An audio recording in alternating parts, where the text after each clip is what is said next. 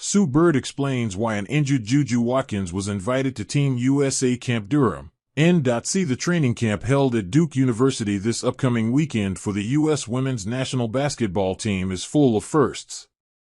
It's the debut camp for first-time Team USA head coach Kara Lawson and newly appointed managing director Sue Bird. Over the course of 3 days, the duo will evaluate a crop of 17 players for crucial upcoming competitions. Right around the corner in March is a qualifying tournament for the 2026 FIBA World Cup, and that competition will take place in September. The 2028 Olympics in Los Angeles is years away, but preparation for it begins now for the Americans who have won 8 consecutive gold medals. The roster for the camp is heavy in youth as it features 10 players who will be participating with the senior national team for the first time ever. Among them are some of the biggest names and rising stars in the sport, from Caitlin Clark and Angel Reese to Paige Bueckers and UCLA All-American Lauren Betts. One invitee to the camp won't be participating in practices, drills, workouts, or anything physical happening on the court. JuJu Watkins will be watching from the sidelines and soaking it all in.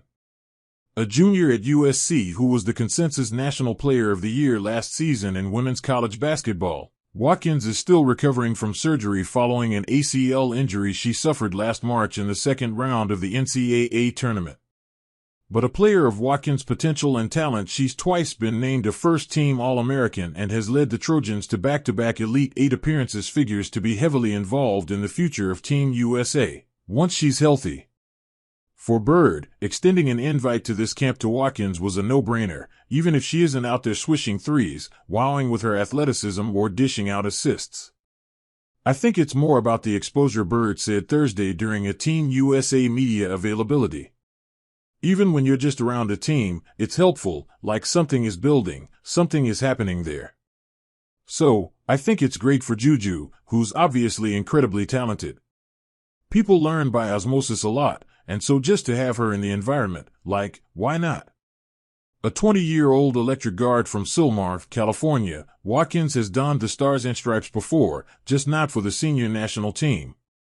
The 6'1" product of Sierra Canyon High School was named the MVP of the 2022 U17 World Cup, leading Team USA to a gold medal by averaging 13.1 points, 6.4 rebounds, 2.4 assists, and 2.3 steals per game.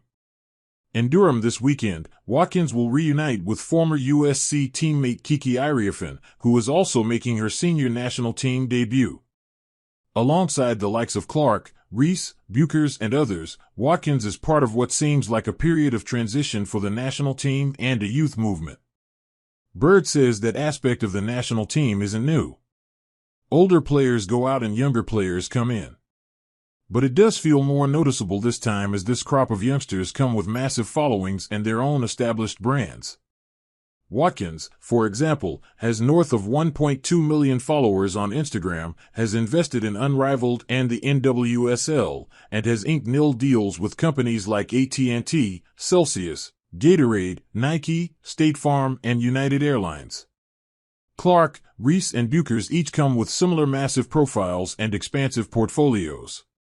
It's easy to argue that more eyes will be on the national team as they continue to be involved with it. All the cycles kind of have their own, transition period. I think there's some that are a little more glaring than others, Bird said. But they all have elements of that, where you want to have people who have been there, of course, but you also need to keep the pipeline going with the younger players and get them experience. That balance is always existing. It's just sometimes it looks a little different. So we'll see how this one shapes up. Watkins is expected to return to the court for USC's 2026-27 season.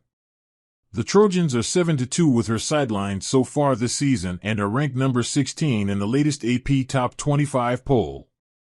She'll have a year of college eligibility left beyond that, but will also be eligible for the WNBA draft in 2027 because she turns 22 that year.